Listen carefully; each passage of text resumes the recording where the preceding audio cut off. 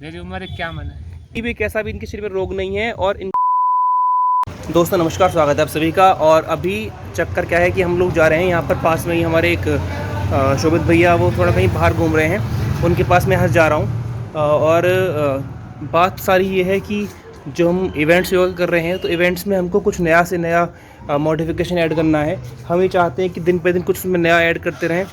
तो उस एडिशन के चक्कर में ही अभी, क्योंकि हमारी जो नेक्स्ट वर्कशॉप है वो 108 सूर्य नमस्कार की है, तो मैं ये चाहता हूँ कि जो नेक्स्ट वर्कशॉप उससे अच्छी होनी चाहिए।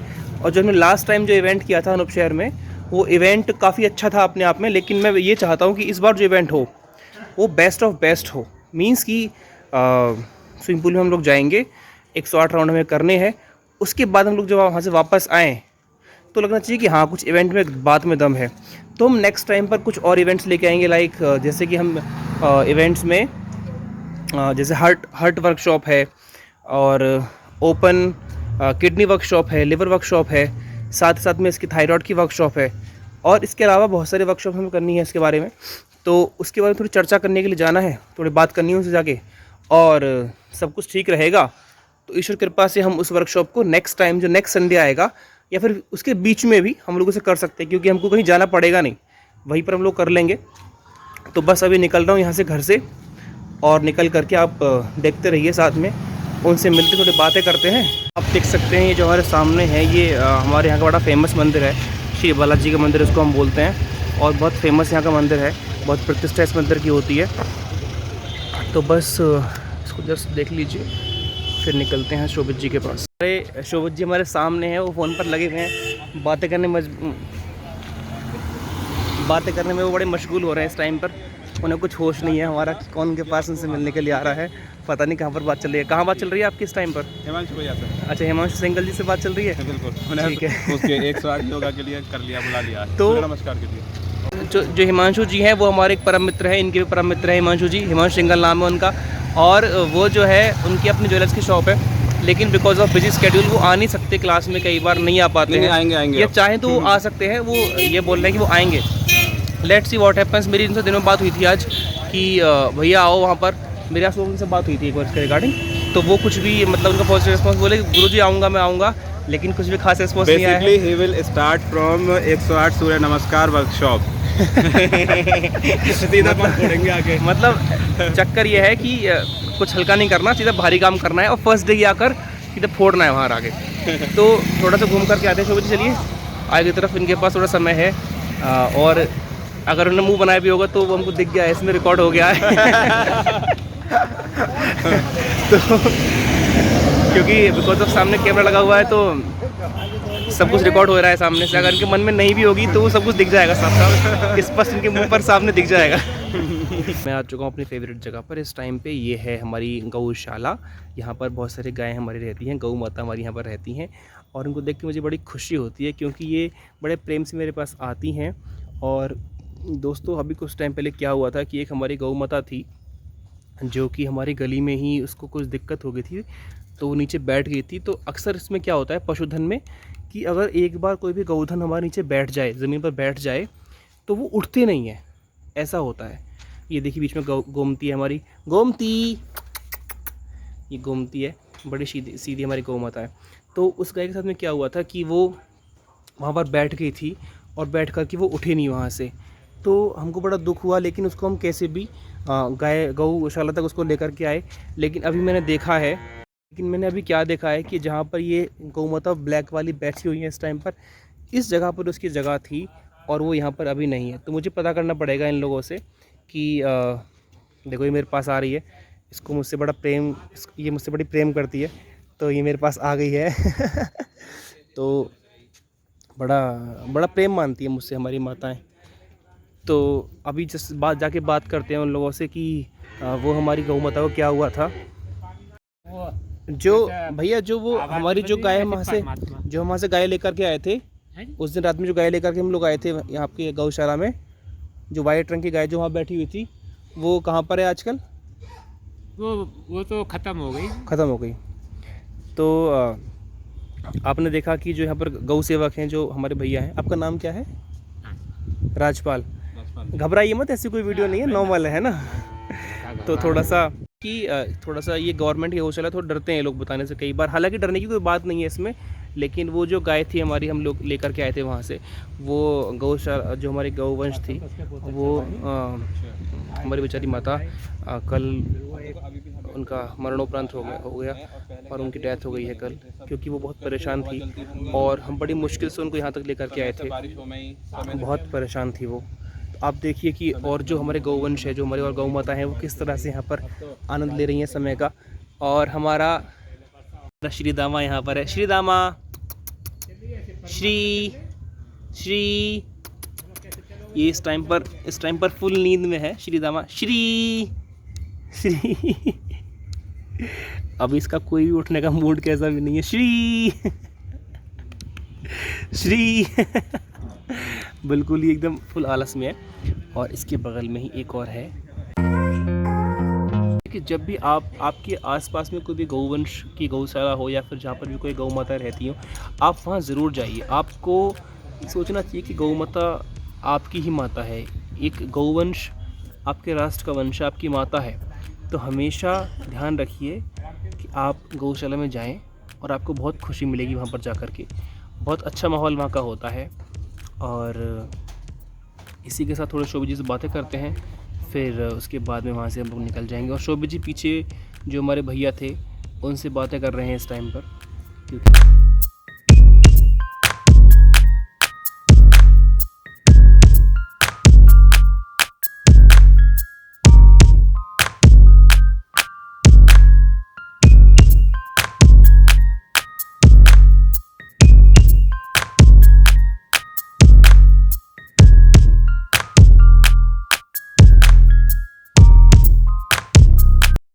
आपको पता है डोसा क्या है? नहीं आपको पता है छोले भटूरे क्या होते हैं? नहीं पता। हाँ, चौबीन को तो जानू से तो खा लूंगा। हमने ना डोसा खाते हो? नहीं आलू के परांठे? डोसा खा हूँ। आलू के परांठे? आलू के पराठे खा ले। वो तो चक्कर क्या कि पराठे तो पहले की चीज है काफी। देसी खाते आए तो गई। मोमोज जानते हो?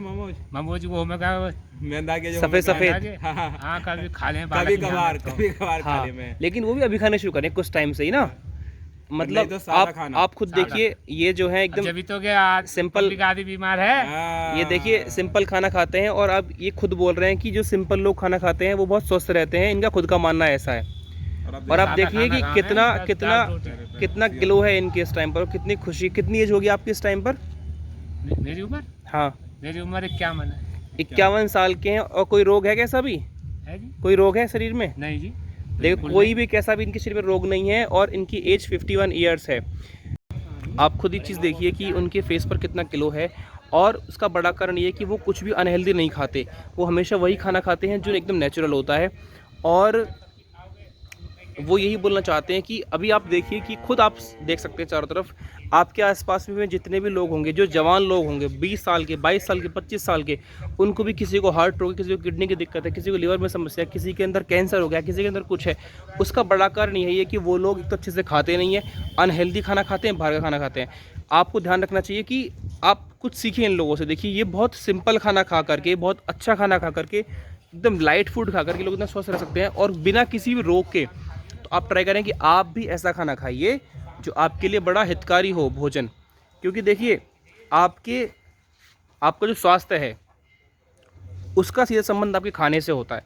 अगर आपका खाना अच्छा है, खाना में आपका जंक नहीं है, खाने में आपकी मैदा यूज़ नहीं होती, तो आपका स्वास्थ्य बहुत अच्छा रहने वाला है। तो आप ध्यान रखें कि आप हमेशा अच्छा खाना ही खाएं। खाने में कुछ भी अनहेल्दी ऑयल्स, अनहेल्दी मैदा, ज़्यादा सॉल्ट वगैरह आप नहीं खाइए। तो जैसे कि मैंने आपसे पहले कहा था गाइज़ कि मैंने कहा था कि जो वर्कशॉप हम लोग कर रहे हैं तो कर रहेंगे, इसके बाद में हमको और वर्कशॉप्स भी करनी है। तो हमारा टॉपिक ये था कि इसके बाद में और क्या। तो मेरे मन में ये प्रश्न आया था शोभित जी कि मैं ये चाहता हूँ कि जैसे कि सपोज़ कुछ टाइम बाद एक बार हम हार्ट की वर्कशॉप लें, हम वर्कशॉप करें किडनीज़ के ऊपर, इसमें कि प्रॉपर उसके आसनास, जो उसके रिगार्डिंग उसके आसनास हैं, खाने पान में क्या हम कर सकते हैं अच्छे से अच्छा, और उसके अलावा उसमें हम लोग क्या दवाई खिलाएं उन लोगों को आयुर्वेद की। तो मैं ये चाहता हूँ कि उसको हम वर्कशॉप की तरह से लेके आएँ। सपोज़ हमने कहा हार्ट वर्कशॉप, इसका मतलब ये है कि हार्ट के जितने भी रोग हों उसमें हैं उन सबको हम लोग उसमें पकड़ें। साथ में उसमें हम लोग कौन से आसन कर सकते हैं वो पकड़ें, कपाल भाती या जो भी अनुलोम विलोम है वो हम उसको करवाएं उसमें। साथ में जो भी दवाइयों के रिगार्डिंग हैं उसको हम लोग दें। तो इसके वर्कशॉप के हम सोच रहे हैं कि एक वर्कशॉप इस तरह स्टार्ट करें। हार्ट वर्कशॉप है, किडनी वर्कशॉप है, तो उसके रिगार्डिंग हम सोच रहे हैं। आप बताइए इसका। और मुझे तो ये लगता है कि हमें पुराने लोगों से, जैसे अभी हमने, क्या नाम था आपका नाम क्या था? जयराम भाई साहब? जयराम। मतलब इस टाइप के लोग जो लोग हैं, इन लोगों से पूछना चाहिए हेल्दी लाइफ स्टाइल के बारे में। हमें खुद सीखना चाहिए। पढ़ने लिखने के बाद हम लोग नहीं सीख पा रहे हैं कि क्या हेल्दी लाइफ स्टाइल है। खाने पीने की कोई बढ़िया नहीं है, सोने का बे टाइम सोते हैं, मोबाइल देखते हैं। इन लोगों से सीखना चाहिए जो लोग बिना पढ़े लिखे हैं लेकिन उनके चेहरे पर कितना तेज है। तो इन लोगों से सीखना चाहिए खाना पीना। हमारी जो सोच बन चुकी है, हम लोग सोचते हैं कि ये लोग अशिक्षित लोग हैं इसलिए ये लोग ऐसा जीवन जी रहे हैं, लेकिन आप मेरी बात की यकीन कीजिए कि जिस तरह की लाइफ इनकी है वो शायद हमारे जो शिक्षित लोगों से अच्छी लाइफ स्टाइल की है इस टाइम पर। ये लोग बहुत टाइम पर सोते हैं, बहुत टाइम पर उठते हैं, बहुत समय से खाना खाते हैं, इनको भूख अच्छी लगती है, नींद बहुत अच्छी आती है, इनकी लाइफ बहुत अच्छी है। तो हम उसके बारे में रिकॉर्ड्स की सोच रहे हैं कि वर्कशॉप शुरू करें। तो आपकी क्या राय है, आप मुझे बताएं कमेंट्स में इसके बारे में। और ये होना चाहिए, इसकी वर्कशॉप को हमको शुरू करना है। देखिए, हमको बहुत बड़ा काम भविष्य में करना है, और सिर्फ मुझे ही नहीं करना, आप लोगों को इसके बारे में काम करना है कि आप भविष्य में जो मेरे प्रोजेक्ट्स हैं, जैसे गौ संवर्धन पर मुझे काम करना है, मुझे जो हमारी वृद्ध माताएं हैं, जो वृद्ध पिता हैं, उन पर काम करना है। और सिर्फ काम नहीं करना, मैं ये नहीं चाहता कि मैं उनको रखूँ अपने पास, मैं ये चाहता हूँ कि वो एजुकेशन लोगों को दी जाए जिससे कि वो लोग घर से बाहर उनको निकाले ही ना। पहली चीज़, स्टिल अगर वो लोग फिर भी निकालते हैं उन लोगों को, तो मैं ये चाहता हूँ कि वो लोग फिर मेरे पास आकर के रहें। मैं उसके लिए मुझे बहुत बड़ा काम करना है। साथ में स्वास्थ्य संवर्धन के लिए काम करना है, मतलब लोगों को इतना अवेयर करना है कि वो लोग ठीक से क्या खाएं, कितने बजे खाएं, कैसे खाएं, योग का अभ्यास कैसे करें। क्योंकि लोगों के मन में एक चीज़ पड़ चुकी है कि योग तो सिर्फ उन लोगों के लिए होता है जो लोग फिट लोग, मतलब जो लोग बूढ़े हो चुके हैं या कोई रोग हो चुका है। लेकिन आप उसकी यकीन मानिए कि जो लोग स्वस्थ है, देखिए मैं स्वस्थ हूँ और मैं यंग हूँ, मैं यूथ का एक प्रतिनिधि हूँ। मैं चाहता हूँ कि आप भी इसको फॉलो करें और योग को आप जीवन में लेकर के आइए, क्योंकि इससे ही कल्याण होगा, आत्म कल्याण, आत्म मंगल इससे ही होगा। और आरोग्य, जो हम कहते हैं कि भारतवर्ष एक अपने आप में स्वस्थ देश है, हम कहते हैं कि भारतवर्ष एक अपने आप में नौजवान का देश है। हम बोलते हैं कि भारत मतलब पूरे इंडिया, पूरे वर्ल्ड के अंदर उसमें सबसे ज़्यादा यंग यूथ रहती है। तो उस यूथ को हमको ये दिखाना है कि भैया हम वास्तव में स्वस्थ रह सकते हैं। अब आपके पास यूथ बहुत सारी है, लेकिन अगर आप स्वस्थ हैं, इसका मतलब क्या है? वो किस बात का यूथ रहा? जापान में किसी एक बंदे की 120 ईयर्स की एज, 130 ईयर्स की एज रहती है। उस 130 ईयर्स की एज वाले बंदे के लिए साथ में 2 लोग रहते हैं जो उसको टेक केयर करते हैं। लेकिन हमारे यहाँ पर ऐसा नहीं है। हमारे यहाँ पर सिंगल पर्सन जो 80 साल का है वो खुद भी अपनी केयर खुद से कर सकता है। तो एक यंग देश है, एक यंग देश को हमको और आगे बढ़ाना है विश्व में। आत्मंगल के मार्ग पर चलना है, आत्मकल्याण के मार्ग पर चलना है। इसके लिए योग बहुत करना ज़रूरी है। मैं योग का प्रतिनिधि हूँ, योग मेरा है, योग हमारी धरोहर है, इसको हमको वेस्ट नहीं करना है। अगर आपने वेस्ट कर दिया तो आप खुद सोचिए कि यूएस या फिर अमेरिका या फिर चाइना या फिर बहुत सारे देश को हमसे ले जाएंगे। वो तो शुक्र है स्वामी रामदेव जी का, जिनकी वजह से योग इतने बड़े स्तर पर हमारे विश्व के अंदर छाया। अदरवाइज़ कोई भी और देश उसको छीन लेता हमसे और कहता कि योग सिर्फ मेरा ही है, आप किसी का नहीं है, और फिर हम उसको गुलामी की नज़र देखते हैं कि भैया योग तो इनका होगा, लेकिन वो योग हमारा है। तो आप निरंतरता से योग का अभ्यास करिए, नियमित योग का अभ्यास करिए। और आप एक बार गांठ बांध लीजिए कि अगर आपने योग को अपना लिया तो जितने भी श्रेय मार्ग हैं, जो भी अच्छे कर्म हो सकते हैं, वो कर्म योग के अभ्यास से आपके साथ जीवन में घटनाएं घटेंगी। आपके अंदर प्रेम प्रकट होगा, जो भी, खैर वो बहुत सारी बातें हैं कि उसके बेनिफिट्स क्या क्या हैं, एक सिंगल लाइन में या फिर एक सिंगल सेंटेंस में बोल दूँ उतना पर्याप्त नहीं है उसके लिए। बहुत बड़ा विषय है, बहुत जीवन लग जाएंगे पूरे बात इसके बारे में कहने में। तो इसी के साथ बहुत बहुत शुक्रिया, बहुत बहुत शुभकामनाएं आप सभी के लिए। आप योग का अभ्यास करते रहिए। Thank you so much. Thank you. Have a good day, have a good night और good day. It's up to you कि अगर आप इसको देखते हैं मॉर्निंग में तो आपके लिए गुड डे बन जाएगा, देखते हैं रात में तो आपके लिए गुड नाइट बन जाएगी। Thank you so much.